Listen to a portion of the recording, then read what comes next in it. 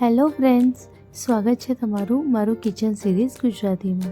આજે હું તમારા માટે ડ્રાયફ્રૂટ શ્રીખંડની રેસીપી લઈને આવી છું, જે એકદમ સરળ છે અને એને આસાનીથી આપણે ઘરે બનાવી શકીએ છીએ। એ બજાર કરતાં તો આપણને ઘણી સસ્તી પડે, પણ ઘરે એકદમ ચોખ્ખી બી બને। આજે હું તમારી જોડે બધી ટ્રિક્સ એન્ડ ટિપ્સ શેર કરીશ કે જેવી રીતે આપણે સરસ રીતે દહીં ઘરે જમાઈ શકીએ, એ બી એકદમ ચોસલાવાળો તે આપણે ઘરે જમાઈ શકીએ। એની ફૂલ રેસીપી આજે હું તમારી જોડે શેર કરવાની છું, અને એનો જે મસ્કો છે એ બી એકદમ સોફ્ટ અને સ્મૂથ કઈ રીતે બનાય એ હું તમને આજે બતાવવાની છું। સૌ પ્રથમ આપણે 1 લીટર ફૂલ ફેટ દૂધ લેવાનું છે, એને આપણે એકદમ ગરમ કરવા મૂકી દેવાનું છે। એક ઉભરો આવે ત્યાં સુધી આપણે એને બરોબર ગરમ કરવાનું છે, અને જ્યારે એક ઉભરો આવી જાય પછી આપણે એની ગેસની ફ્લેમ બંધ કરી દેવાની છે, અને એ દૂધને ઠંડુ થવા એક સાઈડ મૂકી દેવાનું છે। જ્યારે દૂધ ઠંડુ થઈ જાય ને આવી રીતે એની ઉપર મલાઈ જામી જાય અને આપણી આંગળી દૂધની અંદર જાય એટલું દૂધ ગરમ રહે, ત્યારે આપણે એમાં દહીં ઉમેરવાનું છે। આપણે દહીં એવો હોવો જોઈએ કે એકદમ ઘટ। જો દહીં સારું હશે તો દહીં સારું જામશે બી ખરા। આપણે ઘરનું જ મેવણ લેવાનું છે। હવે દહીંને લીડ લગાવીને આપણે એને ઢાંકી દેવાનું છે અને 4 કલાક માટે એને જામવા દેવાનું છે। એ જામી જાય પછી આપણે એને ફ્રીઝમાં મૂકી દેવાનું છે। આ મારું દહીં 8 કલાક પછીનું છે। જો કેટલું સરસ ચોસલાવાળું દહીં જામ્યું છે। જ્યારે આપણે ફ્રીઝમાં મૂકીએ છીએ તો એ દહીં એકદમ સરસ રીતે સેટ થઈ જાય છે। જો હું તમને બતાવું કેટલા સરસ ચોસલા આ દહીંમાં પડે છે। આપણે ઘરે એકદમ આસાનીથી આ દહીં જમાઈ શકીએ છીએ, અને તમે આની દહીંની ઉપરની મલાઈ પણ જોઈ શકો છો કે કેટલી જાડી આવી છે।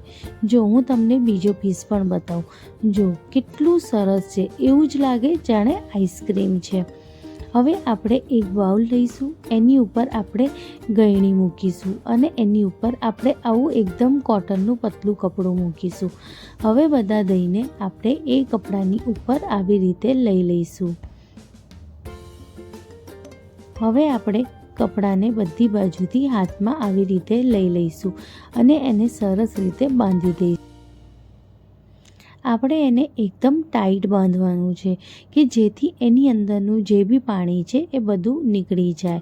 થાય તો તમારે ઘરે નળ પાસે કે કોઈ એવી જગ્યા હોય તો તમે એને ત્યાં બાંધી દેજો, તેથી અંદરનું જે પાણી છે એ નીકળી જાય। 2 કલાક પછી તમે એને ફ્રીઝમાં સેટ થવા મૂકી દેજો। આ મસ્કો મારું 5 કલાક પછીનું છે। જો કેટલું સરસ સેટ થઈ ગયું છે। હવે આપણે એને એક ચાયણીમાં લઈ લેવાનું છે। એના માટે મેં એક વાટકાની ઉપર કંઈક આવી રીતે નાની ચાયણી મૂકી દીધી છે। હવે બધા મસ્કાને એની અંદર લઈ લઈશું, અને મેં અહીંયા 1 કપ જેટલી દળેલી ખાંડ એડ કરી છે। હવે મેં અહીંયા ઘરનું જે મલાઈ હોય દૂધનું, જે ફ્રેશ મલાઈ હોય એ મેં અહીંયા લીધું છે। એની અંદર જે બી દૂધ છે એ મેં એક વાટકીમાં કાઢી લીધું છે, કારણ કે આપણે એની અંદર દૂધ નથી એડ કરવાનું। અગર જરૂર પડે તો મસ્કો બની ગયા પછી તમે એમાં દૂધ એડ કરી શકો છો। હવે એ મલાઈને આપણે આમાં એડ કરી દઈશું। હવે આપણે બરોબર મસળીને આપણે એને સરસ રીતે ચાળવાનું છે, જેથી એ મસ્કો બરોબર સરસ રીતે ચડાય અને એકદમ લચકેદાર બને। જો કંઈક આવી રીતે આપણે મસ્કાને બરોબર એને મસળવાનું છે, એટલે આપણે એને એકદમ સરસ રીતે દબાઈને ચાળવાનું છે। અને જો આવી રીતે આપણો મસ્કો જે છે એ નીચે વાટકામાં આવી જશે।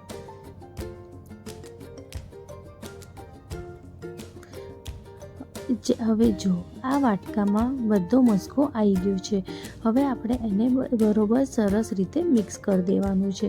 આ સ્ટેજ ઉપર તમને અગર મસ્કો બહુ ઘટ લાગે તો તમે આમાં થોડું દૂધ એડ કરી શકો છો, પણ મને આ મસ્કો એકદમ પરફેક્ટ લાગે છે। હવે આપણે એને બરોબર મસળીશું, તેથી એ એકદમ સોફ્ટ થાય। જો કેટલો સોફ્ટ થયો છે, પણ એટલો ઘટ બી છે કે હું સ્પેચ્યુલામાં પકડું છું તો બી નીચે નથી પડતો. જો હું તમને બતાવું. હવે એમાં આપણે બધા ડ્રાયફ્રૂટ્સ એડ કરીશું.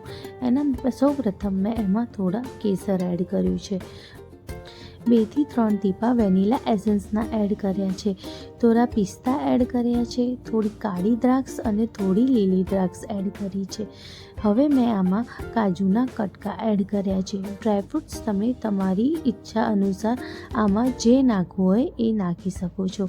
હવે મેં આમાં તૂટી ફૂટી એડ કરી છે. હવે આમાં અડધી ચમચી જેટલું આપણે એલાયચી પાવડર એડ કરવાનું છે અને હવે બધાને સરસ રીતે મિક્સ કરી દેવાનું છે. જો મિક્સ કર્યા પછી કંઈક આપણો શ્રીખંડ આવી રીતે બનીને રેડી છે. હવે આપણે એને એક વાટકામાં લઈ લઈશું અને હવે એની ઉપરનું આપણે ગાર્નિશિંગ કરીશું.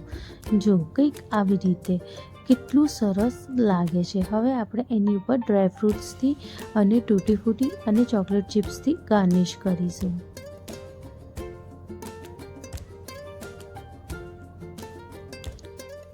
અને રેડી છે આપણું ડ્રાયફ્રૂટ શ્રીખંડ.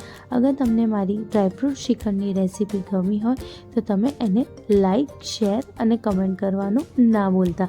અને બેલ આઇકનને પણ દબાવજો જેથી તમને બધી નવી રેસીપીની નોટિફિકેશન મળતી રહે. અને તમારા દોસ્તો સાથે પણ જરૂરથી શેર કરજો. અને તમે મારા ચેનલ પર નવા હો તો મારી ચેનલને સબસ્ક્રાઈબ કરવાનું ના ભૂલતા. મળીએ એક નવી રેસીપી સાથે. Thank you.